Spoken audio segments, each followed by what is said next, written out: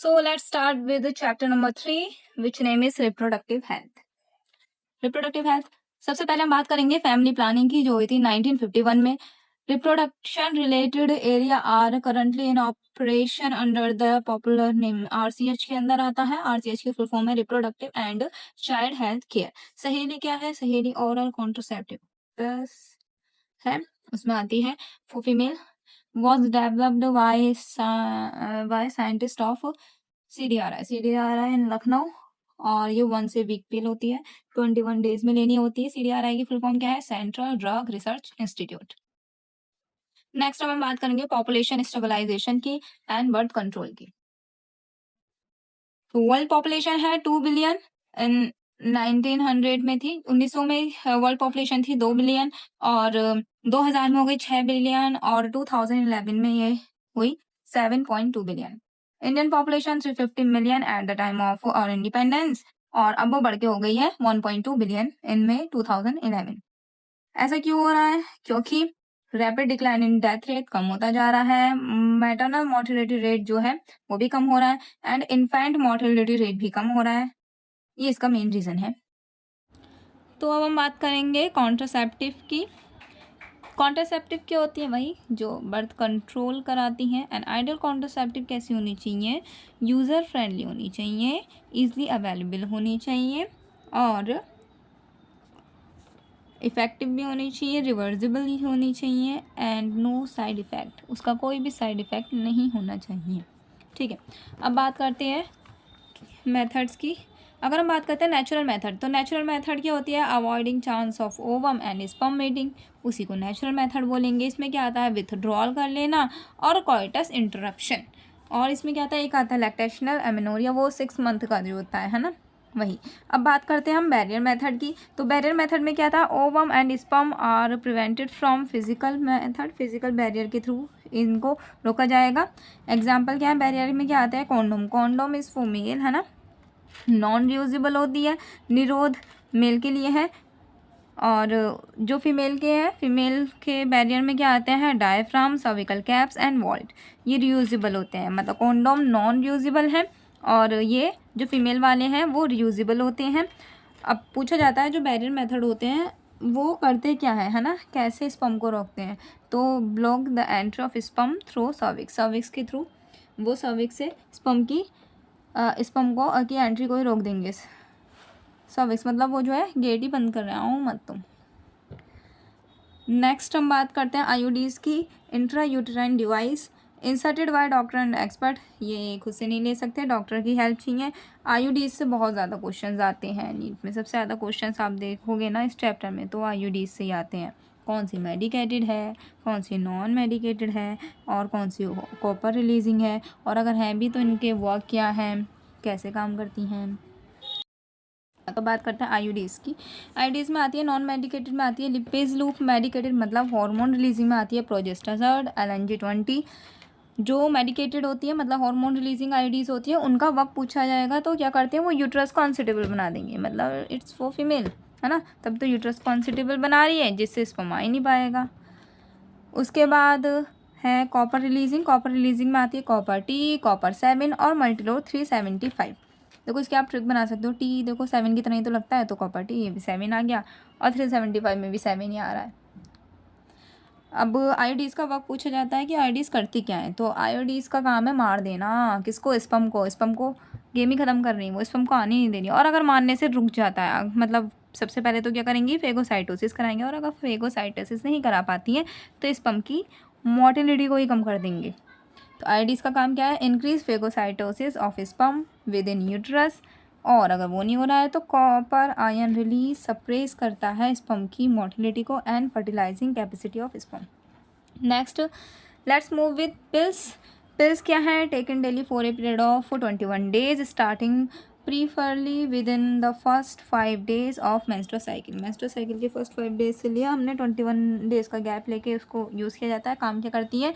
ये ओव्यूलेशन और इम्प्लांटेशन होने से रोकेंगे. अच्छा एक बात बताओ, जो पिल्स हैं हमने ओव्यूलेशन होने से रोक रही है, इम्प्लांटेशन, और ओव्यूलेशन पीरियड होता है 14 डेज़ का, है ना. जो 14th डे होता है तब होता है. तो उस टाइम पे किस हार्मोन का अमाउंट सबसे ज़्यादा है? मैंने डे 2 में पढ़ाया था. है ना, पढ़ाया था ना। तो जिस हार्मोन का अमाउंट ज़्यादा है ये पिल्स उसी को कम करेंगी। तो आप मुझे कमेंट में बताना ये पिल्स जो हैं किस हार्मोन के लेवल को सप्रेस कर देती हैं, कम कर देती हैं। सो नेक्स्ट हम बात करेंगे इंजेक्शन से। तो प्रोजेस्टेरोन्स और ये इम्प्लांट की जाती है अंडर स्किन। हम बात करते हैं सर्जिकल मेथड की। सर्जिकल मेथड में आता है स्टेरिलाइजेशन। इसमें परमानेंटली रिमूव कर दिया जाता है, मतलब अब चांसेस ही नहीं है बेबी होने के। परमानेंटली कंट्रासेप्शन का काम कर रहा है ये, है ना। मेल में जो होता है उसको वैसेक्टोमी कहते हैं और जो फीमेल में है उसको ट्यूबेक्टोमी बोला जाता है। अब बात करेंगे हम एमटीपी की। एमटीपी की फुल फॉर्म है medical termination of pregnancy. Safe है up to 7 to 9 weeks of pregnancy, मतलब वही 3 से 4 महीने तक ही सेफ है, उसके बाद ये सेफ नहीं रहती। इसी को हम वॉलेंट्री टर्मिनेशन ऑफ प्रेगनेंसी भी बोलते हैं। 45 से 50 million MTPs are performed in year. एक साल में 45 से 50 एमटीपीज की जाती हैं। Government of India legalised MTP in 1971। ये याद रखना आप, सन 1971 में लीगलाइज किया गया था। सेफ है, ये फर्स्ट ट्राइमेस्टर था अप टू 12 वीक तक। और एमटीपी अमेंडमेंट एक्ट जो लागू हुआ था वो हुआ था सन 2017 में। So let's move with STIs, sexually transmitted infection. इन्हीं को हम वनरल डिसीज भी बोलते हैं और हम इसको आरटीआई भी बोलते हैं। सेक्सुअली ट्रांसमिट होने से क्या क्या डिसीजेज हो सकती हैं उसके बारे में पढ़ेंगे। गोनोरिया है, सिफिलिस आती है, जेनाइटल हर्प्स आती है, क्लेमाइडियासिस आती है, genital warts, trichomoniasis, hepatitis B. Most disgust infection में आता है HIV लीडिंग टू एड्स, जिसकी वजह से एड्स होता है। HIV and hepatitis be transmitted by injection needles, surgical instrument TTC, इनसे भी ट्रांसमिट हो सकती हैं। अब वो 3 डिसीज़ ऐसी हैं जिनकी क्योर अभी तक पॉसिबल नहीं हुई है, इनक्यूरेबल डिसीज़ में आती है। तो उसकी ट्रिक हमने बनाई थी 3H या फिर H का क्यूब, जिसमें तीनों ही के नाम H से है ना, hepatitis B, genital herpes, HIV, जो किसको रिड्यूस कर देता है, T हेल्पर सेल्स को रिड्यूस कर देता है। अब बात करते हैं हम किसकी, इनफर्टिलिटी, मतलब बेबीज़ ही नहीं हो रहे अब। तो रीज़न क्या है इसका, फिजिकल कॉन्जेनाइटल डिसीज़ भी हो सकती है, ड्रग्स की वजह से भी इशू हो सकता है, इम्यूनोलॉजिकल रीज़न भी हो सकते हैं और फिजियोलॉजिकल भी हो सकते हैं। ठीक है, तो इसके लिए क्या हेल्प है, इसके लिए है असिस्टेड रिप्रोडक्टिव टेक्नोलॉजी। अब कुछ टेक्नोलॉजी यूज़ की जाएंगी जिसकी वजह से जो इनफर्टाइल्स हैं उनको भी बेबीज़ हो जाएंगे। तो इसमें दो आते हैं, एक होता है इन विट्रो फर्टिलाइजेशन, मतलब बाहर बेबी को बॉर्न करना, और दूसरा है इन विवो, मतलब बेबी जो है बॉडी के अंदर होगा। तो इन विट्रो में क्या आता है, इन विट्रो क्या आउटसाइड द बॉडी है, popularly known as test tube baby इसमें आता है। और इन विट्रो है तो इसमें दो आते हैं, एक होता है जिफ्ट और एक होता है IUT, ZIFT, gift, zygote intra fallopian tube. Zygote मतलब जाइगोट बनेगा, है ना, मतलब बाहर बनाया जाएगा जाइगोट, मेल से स्पर्म लिया जाएगा, फीमेल का ओवम लिया जाएगा एंड देन जाइगोट बना दिया जाएगा। अब जो हमारा जाइगोट बना है और वो 8 ब्लास्टोमेयर का है, विद अप टू 8 ब्लास्टोमेयर, तो उसको हम फैलोपियन ट्यूब में डाल देंगे। वहीं अगर वो क्या है 8 से ज़्यादा ब्लास्टोमेयर का है तो हम उसको यूट्रस में डाल देंगे। यूट्रस में डालेंगे तो उसको इंट्रा यूट्राइन ट्रांसफ़र बोल देंगे, और अगर वो फैलोपियन ट्यूब में गया है तो उसको जाइगोट इंट्रा फैलोपियन ट्यूब बोल देंगे। पर जाइगोट बना तो बाहर था ना, इसलिए ये दोनों ही एग्जाम्पल हैं इन विट्रो फर्टिलाइजेशन के। अब हम बात करते हैं इन विवो फर्टिलाइजेशन। इसका मतलब क्या है, जाइगोट कहाँ बनेगा, इस बार जाइगोट बनेगा फीमेल की बॉडी के अंदर, fusion of gamete with in the female में बनेंगे। इसके एग्जाम्पल क्या है इन विवो का, गिफ्ट है, गिफ्ट मतलब फीमेल को गिफ्ट ही मिल गया। गिफ्ट में फीमेल को जो फीमेल गैमेट था अगर वो ओवम सही से नहीं बना पा रही तो उसको ओवम दे दिया जाता है। तो transfer of an ovum collected from A donor into the fallopian tube of mother, है ना। गैमेट इंट्रा फैलोपियन ट्यूब इसकी फुल फॉर्म है, लर्न कर लेना। ICSI क्या है, sperm is directly injected into ovum. इसमें क्या हो रहा है, स्पर्म दे दिया जा रहा है ओवम को और वो बॉडी के अंदर ही क्या करेगा, जाइगोट बना लेगा। इंट्रा साइटोप्लाज्मिक स्पर्म इंजेक्शन बोलते हैं। AI क्या होता है, आर्टिफिशियल इंटेलिजेंस, मत समझ लेना, ये आर्टिफिशियल इंसेमिनेशन है। AI आर्टिफिशियली इंसेमिनेट करा देना। है ना। Due to inability of male partner to inseminate the female partner due to very low sperm count, अगर स्पर्म काउंट कम हो जा रहा है तो AI का यूज़ किया जाता है। इसका एग्जाम्पल क्या है, इसका एग्जाम्पल है IUI, इंट्रा यूट्राइन इंसेमिनेशन। पता ही चल रहा होगा, इंट्रा मतलब अंदर डाला जा रहा है, यूट्राइन मतलब यूट्रस के इंसेमिनेट किया जा रहा है। किसको इंसेमिनेट करेंगे, बताइए आप किसको इंसेमिनेट करेंगे, सेमिन को। तो सेमिन को यूट्रस के अंदर डाला जा रहा है। दोस्तों आज के लिए बस इतना ही, चैप्टर ही छोटा था इसलिए जल्दी ख़त्म हो गया। और ऐसा करते हैं, इसके कुछ PYQs लगा लेते हैं तो फिर, है ना। So let's continue with PYQs। हम बात करते हैं, फर्स्ट क्वेश्चन क्या कह रहा है, लिपेज लूप। तो लिपेज लूप किस में आता था, नॉन मेडिकेटेड में आता था, तो ये तो इससे मिल गया। डायफ्राम क्या है, डायफ्राम बैरियर ही तो है ना, काम क्या करता था, इनिबिट ओवुलेशन एंड इम्प्लांटेशन। तो भाई ये काम तो पिल्स करती थी, हैं क्या, पिल्स है क्या इसमें, कॉन्ट्रासेप्टिव पिल्स। बी का आंसर 1, बी का आंसर 1 दो जगह है।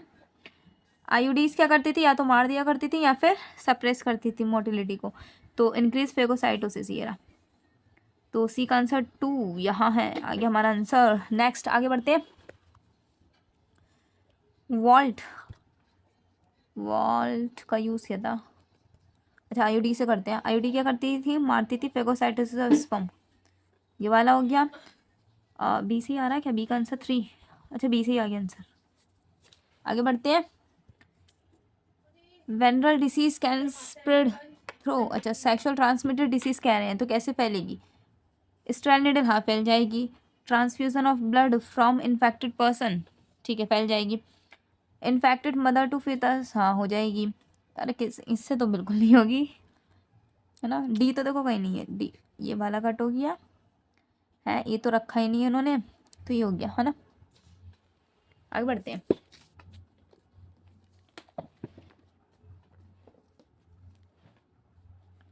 हाँ नेक्स्ट क्वेश्चन नंबर 5 का पूछ रहा है, which one of following is an example of hormone releasing IUD। तो हार्मोन में प्रोजेस्टासर्ट थी, LNG-20 थी, ये हो जाएगा। तो फिर नेक्स्ट क्वेश्चन में क्या कह रहे हैं, in which of following technique the embryo are transfer. देखो एम्ब्रियो का ट्रांसफ़र हो रहा है, एम्ब्रियो मतलब जाइगोट है ना, तो जाइगोट का ट्रांसफ़र हो रहा है, इसका मतलब जाइगोट बाहर बना है तभी तो ट्रांसफ़र हो रहा है। तो इन विट्रो की बात हो रही है, इन विट्रो शो करता है ZIFT एंड IUD, तो ये हो जाएगा इसका। Select the option including all sexual transmitted disease. अच्छा इनमें से कौन कौन सी सेक्शुअल ट्रांसमिटेड डिसीज़ है, तो गोनोरिया भी है, देखो मलेरिया तो है नहीं, ये भी नहीं है, कैंसर भी नहीं है, तो ये वाला आंसर हो जाएगा इसका। नेक्स्ट कह रहे हैं which of following STD are not curable, वही कौन सी क्यूरेबल नहीं है, तो वही 3H वाली, H3 वाली जो हमने करी थी, 3H वाली क्यूरेबल नहीं है। तो H एक तो इसमें H है, ये नहीं है, देखो इधर H एंड देन H, ये वाली हो गई तो फिर, है ना। क्वेश्चन नंबर 9 की तरफ, प्रोजेस्ट्रोजन एलोन और in combine with estrogen be used in contraceptive form of, किस किस में, देखो ओनली वाले तो हो नहीं सकती, ओनली से तो हटाओ, तो पिल्स, इंजेक्शन और इम्प्लांटेशन, इनमें यूज़ होंगे हॉर्मोन्स। नेक्स्ट पूछ रहे हैं, select the hormone releasing IUDs। Hormone releasing IUDs में वॉल्ट और देखो LNG-20 तो है, हाँ। मल्टीरोल 370 ये तो कॉपर रिलीजिंग हो गई, ये तो हो नहीं सकती।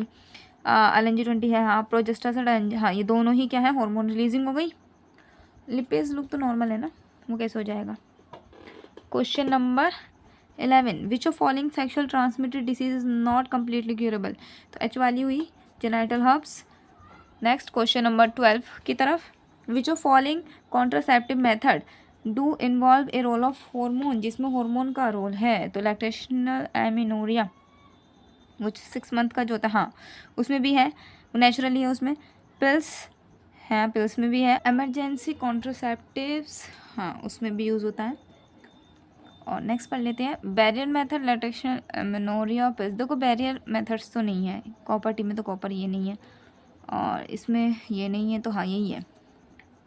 क्वेश्चन नंबर 13 की बात करते हैं, द कॉन्ट्रासेप्टिव सहेली ब्लॉक कर दिया एस्ट्रोजन रिसेप्टर्स को in the uterus preventing eggs from, देखो वही आंसर तो मिल गया जो मैंने कहा था कि कमेंट में बताना, इसका आंसर तो आपको मिल गया, यही है इसका आंसर।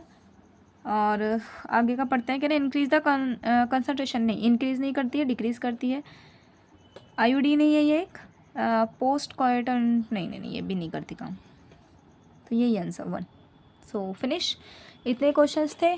आई होप आपको क्लास अच्छी लगी होगी, और अगर क्लास अच्छी लगी तो इसको अपने दोस्तों को शेयर करें और हमें कमेंट करके बताएं उस क्वेश्चन का आंसर, और जो भी आपकी क्वेरी है वो सब कमेंट करें, और हमारे वीडियो को लाइक सब्सक्राइब कर दें। तब तक के लिए बाय बाय, मिलते हैं नेक्स्ट वीडियो के साथ।